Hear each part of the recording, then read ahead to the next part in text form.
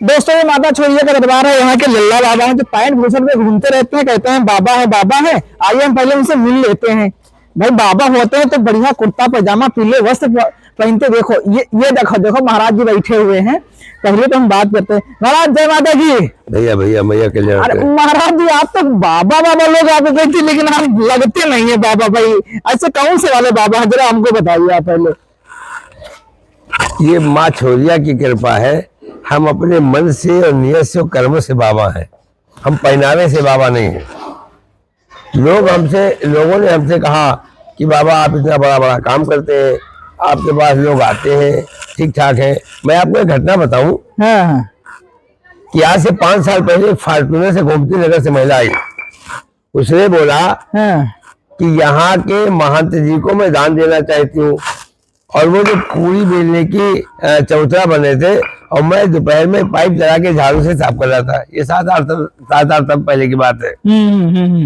अब पता चला कि वो पूछ रही है किसी महिला से कि यहाँ के महंत जी कहाँ है। तो वो गई हमारे पास, थोड़ा दूर थे। कहा बाबा वो आपको महिला को दान देना चाहती है। हमने कहा है। तो कहा कि देखिए हम यहाँ के महंत जी को दान देना चाहते हैं। तो हमने कहा आप दे दिए, हम दे देंगे उनको। कहा नहीं हम आपको नहीं देंगे, अगर आप लीजिए तो आप हमें रसीद दीजिए।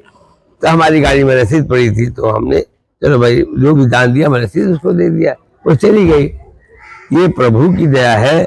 जैसे हमसे लोग कहते हैं कि बाबा तुम पीला वस्त्र पहनो, गिरवा वस्त्र पहनो, तुम ये कर दाढ़ी रखाओ, तुम बाल रखाओ, तुम हाथ रंगो। ये बताओ क्या दाढ़ी और बाल रखाने से भगवान प्रसन्न होता है? नहीं। क्या दाढ़ी और गिरवा वस्त्र पहनने से भगवान प्रसन्न होता है?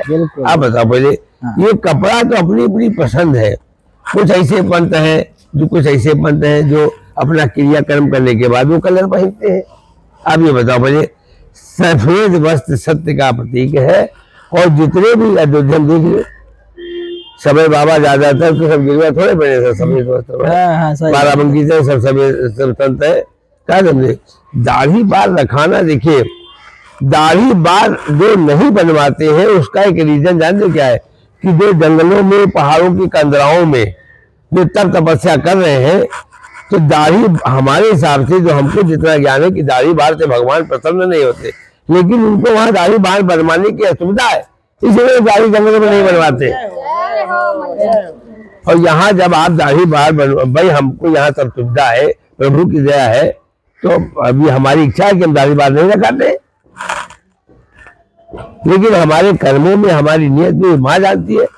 और भगवान के दरबार में ज्यादा दिन गलत करने वाला टिकता नहीं है। जो शक्तियां हैं, जो सच्चे दरबार है, वहां गलत काम करने वाला टिकता नहीं है। बहुत बड़े सौभाग्यशाली है कि मैया ने अपनी सेवा में हमें चुना और आज हमसे सेवा करवा रही समाज की। यह बहुत बड़े सौभाग्यशाली है। पैसा किसके पास है? पैसा बहुतों के पास है। माता ने उनका लेना नहीं चाहती। आज उन्हीं से ले रही है। कोई 5 बजे से मिल जाएगा, कोई 10 बजे से। अरे माता जी का मंदिर बन जाएगा। जब प्रभु की कृपा होगी तो बड़े बड़े काम है। अभी राम भद्राचार्य की कथा होनी है, कोई ना कोई भक्त आ जाएगा, कथा करवा देगा। क्यों जी? पक्का 100%। मनुष्य के चाहने से कुछ नहीं होता, प्रभु के चाहने से सब कुछ होता है। और हम तो जब कोई बात अटक जाती है, जैसे बेटा अपनी माँ से जिद करता है, मैं अपनी भैया से जिद करके वो काम करवा देता हूँ कि माँ नहीं मुझे होना चाहिए, मैं छोरिया माता से जिद करके करवा लेता हूँ। ये हमें भरोसा कि माँ हमारा करती है। होता भी है। माफी चाहेंगे महाराज जी, हम तो जो लोग चोला अपना रंगा लेते हैं हम तो उनको बाबा समझते थे, लेकिन आज आपने हमने आंखों से ये हमारा अंधकार का चश्मा जो लगा था आपने उतार के फेंक दिया। इसके लिए महाराज जी आपका बहुत बहुत धन्यवाद। तो महाराज जी का साफ साफ कहना है कि कोई चोला रंगने से बाबा नहीं हो जाता है, और कोई जो है पैंट भूषण पहन कर भी बाबा हो सकता है। सबसे बड़ी बात यहाँ पर यह है जिसका मन पवित्र हो, मन एक हृदय से ही एक संत होता है। कहते हैं कि भगवान स्वयं जो है, भगवान श्री कृष्ण ने स्वयं गीता में कहा है कि कोई पैंट भूषण अगर पहने हुए है, पैंट शर्ट पहने हुए है, जींस पहने हुए है, तो हृदय से अगर वो बाबा है, हृदय से एक साधु होता है जिसके मन में दूसरों को देख करके जो दुखी हो जाए, हर दुख में शामिल हो, जिसको हर एक जो भी कष्ट में कोई हो, कोई गरीब हो, कोई भूखा मर रहा हो, कोई प्यासा हो, उसको उसके प्रति उसके अंदर हमदर्दी हो, उसके प्रति उसके अंदर प्यार हो, सच्चा संत यही होता है। और ये महाराज जी के अंदर कूट कूट के भी सब चीजें भरी हुई हैं। अगर कोई भी दुखिया कहीं भी रात बिरात, तुम आप रात में 12 बजे आ जाओ और यहाँ पर आकर के अपने चरण रख दो और महाराज जी से मिल लो, तो महाराज जी सबसे पहले आपको आपकी पेट पूजा करेंगे, यानी कि आपको पहले खिलाएंगे, फिर आपको अच्छे से सारी चीजें दे करके कहेंगे अब आप आराम करिए और सुबह होते हुए फिर आप अपने स्थान पे जाइएगा। ये होती है संत की परिभाषा, ये होता है संत का आचार और विचार। महाराज जी ने आपने बहुत अच्छी बात कही है। हम तो ये चीज जानते हैं कि लोगों का इस समय आंखों से पर्दा वो हट जाना चाहिए कि जो लोग गेरुआ रंग पहनते हैं, बड़े बड़ी जटाएं रखते हैं, बड़ी बड़ी दाढ़ी रखते हैं, तो ये सब केवल महज एक दिखावा है। 100 में कोई एक ही ऐसा संत होता है, लेकिन जो 99 होते हैं वो सब ढोंगी होती हैं। तो इसलिए बाबा के पास कोई दिखावा नहीं है, बाबा के पास बड़ी दाढ़ी नहीं है, बाबा के पास में पीले वस्त्र नहीं है, लेकिन सच्चा महात्मा, सच्चा संत यही है जो लोगों की मदद करे और लोगों को माता रानी के प्रति श्री चरणों में उनका बखान करे और उनके कष्ट को दूर करे। और माता जी के भक्तों के लिए और समाज के लिए और अपने धर्म के लिए और अच्छे मन से जो सेवा कर रहा है वही सबसे बड़ा संत है। जो लोग आते हैं हमारे पैर छूते हैं, तो मैं कहता हूँ कि नहीं, पहले अपने माँ बाप के पैर छुओ।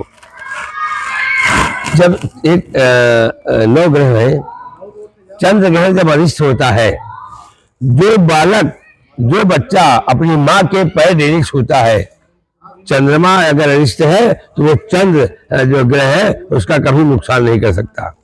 ये मेरा वादा है। जिस तरह से बेटा अपने बाप के डेली पैर छूता है, अगर सूर्य उसका अरिष्ट है तो ये मेरा वादा है कि सूर्य कभी उसका नुकसान नहीं कर सकता, इसलिए अपने पिता के वो डेली पैर छूता है। ये प्रभु की दया है, ये माँ की कृपा है और ये भगवान का दरबार है। अभी तो हम भी आपके माध्यम से ये कहना चाहेंगे कि हर माँ बाप अपने बच्चों को डॉक्टर बनावे, इंजीनियर बनावे, बड़ा बड़ा IAS अफसर बनावे, लेकिन 10 मिनट के लिए अपने बच्चों को मंदिर के दर्शन भी कराने चाहिए, नहीं तो भूल जाएंगे, भटक जाएंगे कि हमारे भगवान भी है कहीं, वो फिर अंदर बात करते रहेंगे। साधु संतों के बीच में उनके अंदर एक भाव जागे तो, और ये जो है कहा पानी पिए छान के गुरु को जान के, क्या समझे, ये हमारे बुजुर्गों ने भी कहा है।